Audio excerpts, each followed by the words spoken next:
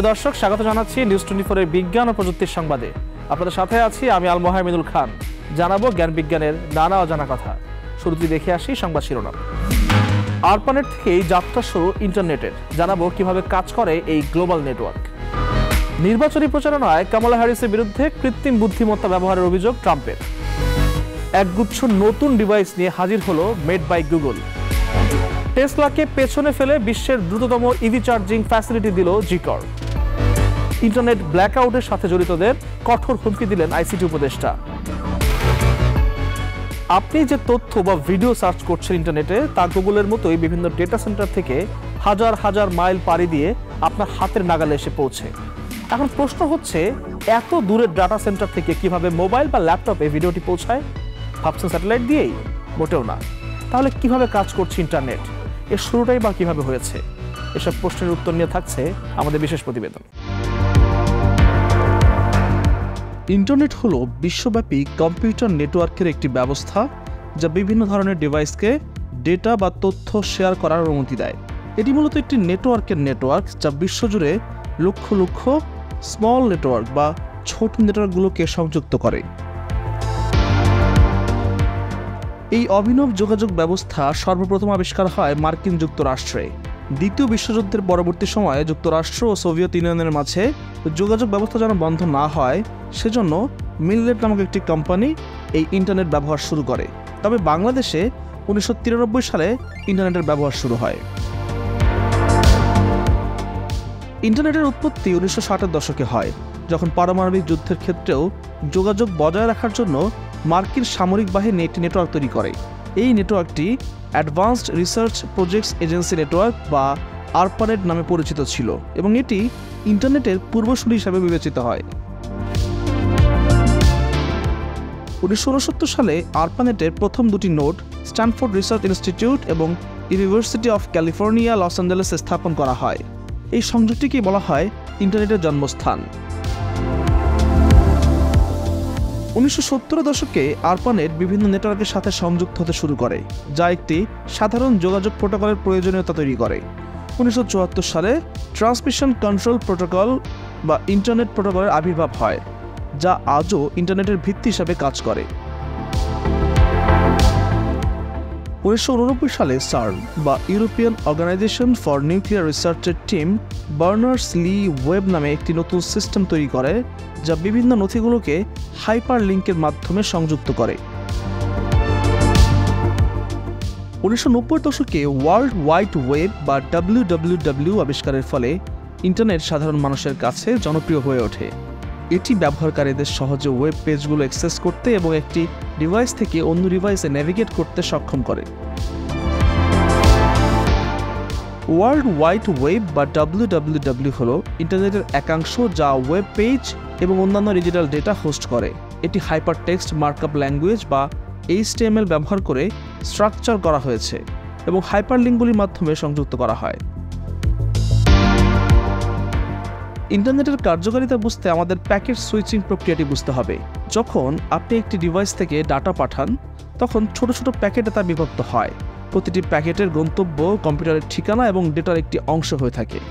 এই প্যাকেটগুলি ইন্টারনেটের বিভিন্ন নেটওয়ার্কের মাধ্যমে পাঠানো হয়, যা সবচেয়ে কার্যকরী পথ ঠিক করে দেয়। যখন প্যাকেটগুলি গন্তব্যে পৌঁছায়, তখন এগুলো আবার একত্রিত হয়ে যায় এবং রিসিভার কম্পিউটারে তা দেখানো হয়। ইন্টারনেটের অন্যতম গুরুত্বপূর্ণ বিষয় হলো আইপি অ্যাড্রেস। ইন্টারনেটে সংযুক্ত থাকা প্রতিটি ডিভাইসের একটি ইউনিক ইন্টারনেট প্রোটোকল বা আইপি অ্যাড্রেস থাকে।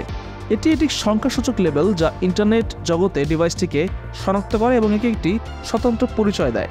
আইপি অ্যাড্রেসগুলো হলো নেটওয়ার্কের মধ্যে যোগাযোগের একটি ভিত্তি। ডোমেইন নেম সিস্টেম বা DNS হলো একটি তথ্যকোষ যা আইপি অ্যাড্রেসগুলোকে সহজে মনে রাখার জন্য ডোমেইন নামের সাথে সংযুক্ত করে।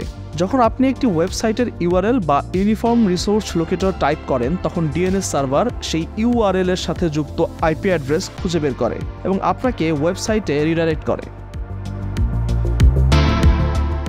রুটার বা সুইচ হলো নেটওয়ার্কিং ডিভাইস যা ইন্টারনেটের মধ্যে ডেটা প্যাকেটগুলো রাউট এবং ফরওয়ার্ড করতে ব্যবহৃত হয়। যখন সুইচ একই নেটওয়ার্কের মধ্যে ডিভাইসগুলো সংযুক্ত করে, তখন রুটার একাধিক নেটওয়ার্কের মধ্যে সংযোগ স্থাপন করে। ওয়েব ব্রাউজার হলো সফটওয়্যার প্রোগ্রাম যা আপনাকে ওয়েবসাইট অ্যাক্সেস করতে এবং দেখতে দেয়। এটি ওয়েব পেজের HTML এবং অন্যান্য ডেটা পড়ে এবং আপনার ডিভাইসে রিডিং পড়া যায় এই ফরম্যাটে প্রদর্শন করে। ইন্টারনেটে সঠিকভাবে কাজ করার জন্য একে নিজস্ব একটি গ্লোবাল নেটওয়ার্ক অথবা বেতার কিংবা তারের সাথে যুক্ত থাকতে হবে। এরপর এই গ্লোবাল নেটওয়ার্কে জড়িত থাকা প্রতিটি কম্পিউটারের সাথে নিজেদের কম্পিউটারের রাউটার এবং সার্ভারের মাধ্যমে কানেক্ট হয়ে বিভিন্ন ডেটা এবং ইনফরমেশন শেয়ার করবে। আর এভাবেই কাজ করে ইন্টারনেট। অপটিক্যাল কেবলের মাধ্যমে ইন্টারনেটের অ্যাক্সেস নেওয়া যায়, অর্থাৎ ওয়াইফাই, মডেম, ডায়াল আপ ইত্যাদি। মূলত সাবমেরিন কেবলের মাধ্যমে বিশ্বের বিভিন্ন দেশ এর সাথে সংযুক্ত, যার মাধ্যমে প্রায় 99% ডিভাইস এই ইন্টারনেটের মাধ্যমে যুক্ত থাকছে। এছাড়া আরও একটি উপায়ে ইন্টারনেটের অ্যাক্সেস নেওয়া যায়, সেটি হলো স্যাটেলাইটের মাধ্যমে। এই প্রসেসে বর্তমানে বিশ্বের মাত্র 1% ডিভাইস এর সাথে যুক্ত রয়েছে। এর মধ্যে অন্যতম হচ্ছে স্টারলিংক সিস্টেম। ইন্টারনেটের কাজ করার জন্য 3টি ডিভাইসের প্রয়োজন। একটি ডিভাইস যেখানে ইন্টারনেট ব্যবহার চালু থাকবে, আরেকটি হচ্ছে ইন্টারনেট সার্ভিস প্রোভাইডার বা আইপি, যেটি থেকে ইন্টারনেটের সেবা গ্রহণ করা যাবে, আর অন্যটি হলো একটি ওয়েব ব্রাউজার বা অ্যাপ্লিকেশন, যেমন গুগল ক্রোম, মজিলা ফায়ারফক্স ইত্যাদি। আর এই ব্রাউজার ইন্টারনেট কানেকশনের মাধ্যমে সারা পৃথিবীর সমস্ত কম্পিউটারকে একসাথে যুক্ত করে নিয়ে আসে একটি নেটওয়ার্কের মধ্যেই। পৃথিবীর সমস্ত কম্পিউটারকে একে অপরের সাথে যুক্ত করার জন্য এক ধরনের মজবুত কেবল ব্যবহার করা হয়, যা সাবমেরিন কেবল নামে পরিচিত। ইন্টারনেট সমুদ্রের নিচে বিস্তৃত প্রায় 4 লক্ষ কিলোমিটার অপটিক্যাল ফাইবার কেবল দিয়ে পুরো পৃথিবীকে সংযুক্ত করে রেখেছে একটি জালের মতো করে। আশা করা হচ্ছে যে ভবিষ্যতে ইন্টারনেট আরও বেশি শক্তিশালী হয়ে উঠবে। ইন্টারনেট অফ থিংস বা IoT ডিভাইসগুলোর বৃদ্ধির সাথে সাথে আমাদের চারপাশে বিশ্বের সাথে ইন্টারনেট আরও বেশি সংযুক্ত হয়ে যাচ্ছে। আমরা ভার্চুয়াল রিয়েলিটি এবং অগমেন্টেড রিয়েলিটির মতো নতুন প্রযুক্তিগুলোর বিকাশ দেখতে পাচ্ছি, যা আমাদেরকে আরও বেশি সংযুক্ত করছে এই ইন্টারনেটের সাথে। আল মোহাম্মেদুল খান, নিউজ 24, ঢাকা।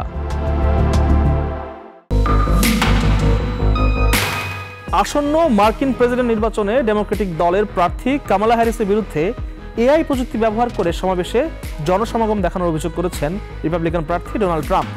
তবে বিষয়টিকে হাস্যকর বলছেন কামালার নির্বাচনী শিবির। যুক্তরাষ্ট্রের আসন্ন প্রেসিডেন্ট নির্বাচনকে ঘিরে বেশ উত্তপ্ত হয়ে উঠেছে মার্কিন রাজনীতি। দুই দলের প্রার্থীরাই নির্বাচনী প্রচারণায় ব্যস্ত সময় পার করছেন। তবে এই নির্বাচনে ডেমোক্রেটিক পার্টির প্রার্থী কামালা হ্যারিসের জনপ্রিয়তা নিয়ে এবার উঠেছে এক ভিন্ন প্রশ্ন।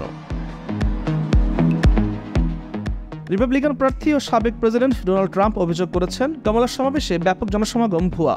গত 12ই আগস্ট সামাজিক মাধ্যমে কয়েকটি পোস্টে সাবেক মার্কিন প্রেসিডেন্ট ডোনাল্ড ট্রাম্প দাবি করেন কৃত্রিম বুদ্ধিমত্তা প্রযুক্তি ব্যবহার করে সমাবেশে জনসমাগম দেখাচ্ছেন কামালা হ্যারিস।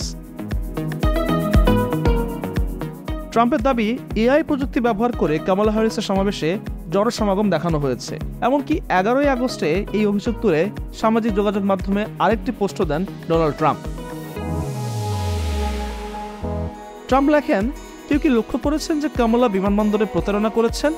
বিমানে কেউ ছিল না। তিনি AI প্রযুক্তি ব্যবহার করে তথাকথিত অনুসারীদের একটি বিশাল ভিড় দেখিয়েছিলেন, অথচ তারা কেউ সেখানে ছিলই না। রেফারেন্স হিসাবে ট্রাম্প 7 আগস্ট মিশিগানের একটি টার্মাকে জড়ো হওয়া বিশাল জনতার চিত্র উল্লেখ করেন। সেখানে কামালা হ্যারিস বিমান থেকে নামার সময় তার সমর্থকদের উল্লাসে মাততে দেখা যায়। এ বিষয়ে কামালা হ্যারিসের প্রচার শিবির জানায়, ট্রাম্পের দাবি বানোয়াট। মিশিগানে হ্যারিসকে স্বাগত জানাতে বিমানবন্দরে 15,000-এর বেশি মানুষ ভিড় করেছিল। সে সময় ছবিগুলো তোলা হয়, যা সম্পূর্ণ আসল।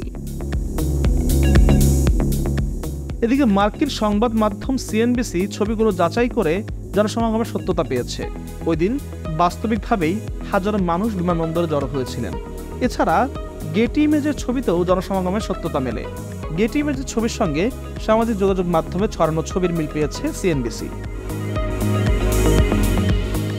নির্বাচন পর্যবেক্ষকরা বলছেন, কামালা হ্যারিসের বিরুদ্ধে বিদ্বেষ ছড়াতে ট্রাম্প এ ধরনের অভিযোগ করেছেন। এর আগে জো বাইডেন সম্পর্কেও বিভিন্ন অভিযোগ তুলেছিলেন ট্রাম্প। তেমনি কামালা হ্যারিস ও তার প্রচার শিবিরও ট্রাম্পের বিরুদ্ধে বিভিন্ন অভিযোগ প্রচার করছে। কামালা হ্যারিস এই বিষয়ে কোনো মন্তব্য করেননি। আল মোহাম্মেদুল খান, নিউজ 24।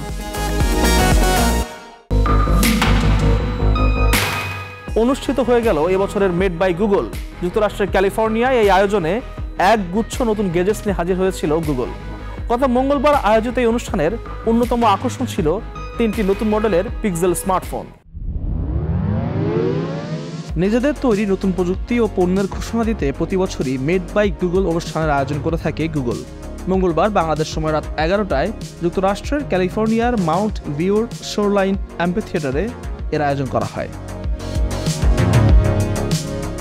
এবছরের মেড বাই গুগল অনুষ্ঠানে 3টি মডেলের পিক্সেল স্মার্টফোন, পিক্সেল ফোল্ড, নতুন এআই সেবা, পিক্সেল বাডস ও পিক্সেল স্মার্ট ঘড়ি আনার ঘোষণা দিয়েছে গুগল। পিক্সেল সিরিজের 3টি নতুন স্মার্টফোন ঘোষণা দেওয়া হয়েছে এই আয়োজন থেকে। পিক্সেল 9, পিক্সেল 9 প্রো ও পিক্সেল 9 প্রো এক্সেল মডেলের টেনসর G4 প্রসেসরের চলা ফোনগুলোর ক্যামেরা ব্যবহার করে 5 গুণ পর্যন্ত জুম করা যাবে। অ্যান্ড্রয়েড 17 অপারেটিং সিস্টেমে চলা এই সিরিজের ফোনগুলোতে 7 বছরের অপারেটিং সিস্টেম এবং নিরাপত্তা হালনাগাদ পাওয়া যাবে বলে জানিয়েছে গুগল। অনুষ্ঠানে ভাতযোগ্য নতুন ফোনের ঘোষণা দিয়েছে গুগল। পিক্সেল 9 প্রো ফোল্ড নামের ফোনটি আগের সংস্করণের ভাতযোগ্য ফোনের তুলনায় চওড়া হলেও এটি বেশ পাতলা।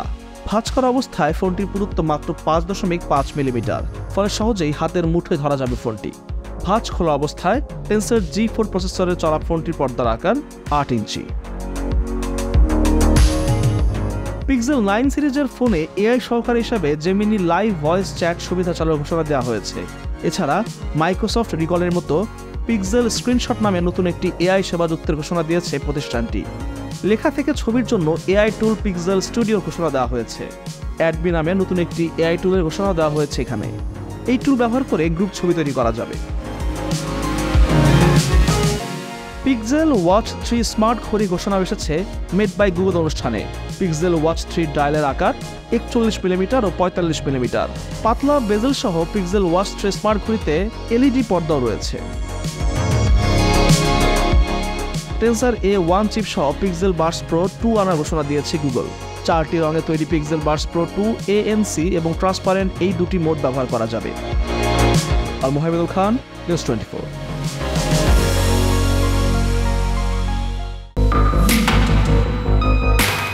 সবচেয়ে দ্রুততম চার্জিং ব্যাটারি আনার দাবি চীনা গাড়ি নির্মাতা প্রতিষ্ঠান জিকরের।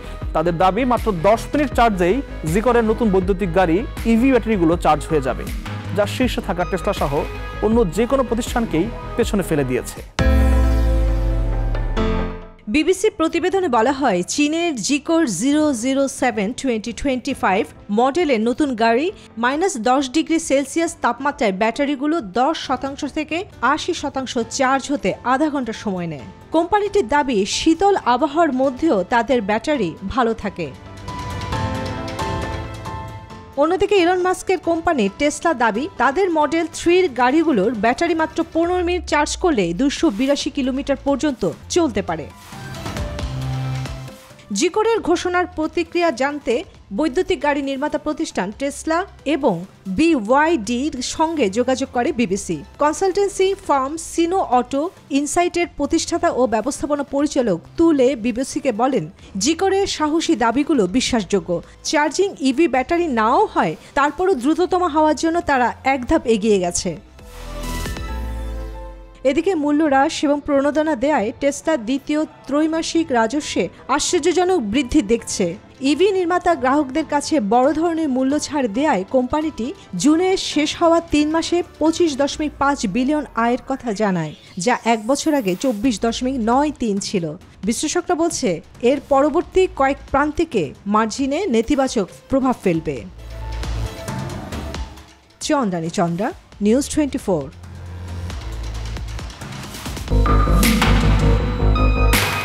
কোটা আন্দোলনের সময় ইন্টারনেট ক্র্যাকডাউনে জড়িতদের বিরুদ্ধে ব্যবস্থা গ্রহণ করা হবে বলে মন্তব্য করেছেন ডাক, টেলিযোগাযোগ ও তথ্য প্রযুক্তি মন্ত্রণালয়ের দায়িত্বপ্রাপ্ত উপদেষ্টা নাহিদ ইসলাম। গত 11 আগস্ট সচিবালয়ে প্রথম অফিস করতে এসে সাংবাদিকদের এই কথা জানান উপদেষ্টা। আমাদের যে সাইবার সিকিউরিটি অ্যাক্টটি রয়েছে, তার যেই ধারাগুলো নিয়ে সমালোচনা রয়েছে, সেই ধারাগুলো নিয়ে আমাদের পুনর্বিবেচনা করতে হবে এবং তরুণদেরকে ব্যাপকভাবে এই মন্ত্রণালয়ের সাথে যুক্ত করতে হবে।